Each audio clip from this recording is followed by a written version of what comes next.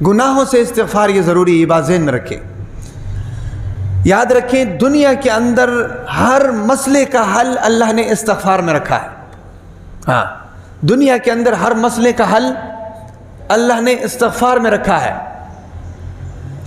حسن بصری رحمۃ اللہ علیہ کے پاس ایک شخص آیا نا جی، آ کر کہنے لگا کہ حضرت میں بہت گناہ گار ہوں، کوئی ایسا طریقہ بتاؤ کہ میرے گناہوں کی معافی مل جائے۔ حسن بصری نے کہا کہ بھئی استغفار پڑھا کرو۔ پھر ایک اور شخص آیا، آ کر کہنے لگا کہ حضرت بارشیں نہیں ہو رہی ہیں، قحط سالی ہے، زمینیں سوکھی پڑی ہوئی ہیں، کوئی ایسا وظیفہ بتاؤ کہ جناب میں وظیفہ کروں اور جناب بارشیں ہو جائیں۔ حسن بصری نے کہا کہ جی استغفار پڑھا کرو۔ پھر ایک اور شخص آیا، آ کر کہنے لگا کہ حضرت کاروبار کوئی نہیں ہے، جیبیں خالی پڑی ہوئی ہیں، ضروریات آسمانوں کو چھو رہی ہیں، آمدن کچھ نہیں ہے، اخراجات زیادہ ہیں، کوئی وظیفہ بتاؤ کہ میرا کو کاروبار چل پڑے، کوئی 2-4 پیسے میرے پاس آ جائیں۔ تو حسن بصری نے فرمایا کہ استغفار پڑھو۔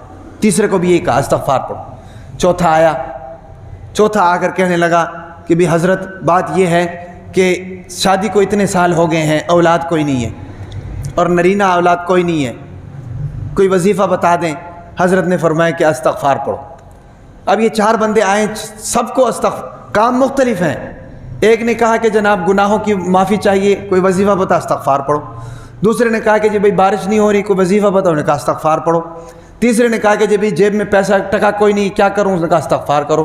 چوتھے نے کہا کہ جی بھائی اولاد کوئی نہیں، کیا کروں، کہا استغفار کرو۔ ساتھ میں بندہ بیٹھا ہوا تھا، اس نے کہا کہ حضرت یہ آپ نے صحیح دکانداری شروع کر دیا، ہر ایک کو استغفار پہ لگایا ہوا ہے، ہر ایک کو استغفار پہ لگایا ہوا ہے۔ تو حسن بصری رحمۃ اللہ نے فرمایا کہ بھائی یہ میں اپنی طرف سے نہیں کہہ رہا ہوں، یہ قرآن کی آیت ہے، فَقُلْتُ اسْتَغْفِرُوا رَبَّكُمْ إِنَّهُ كَانَ غَفَّارًا يُرْسِلِ السَّمَاءَ عَلَيْكُمْ مِدْرَارًا وَيُمْدِدْكُمْ بِأَمْوَالٍ وَبَنِينَ وَيَجْعَلْ لَكُمْ جَنَّاتٍ وَيَجْعَلْ لَكُمْ أَنْهَارًا۔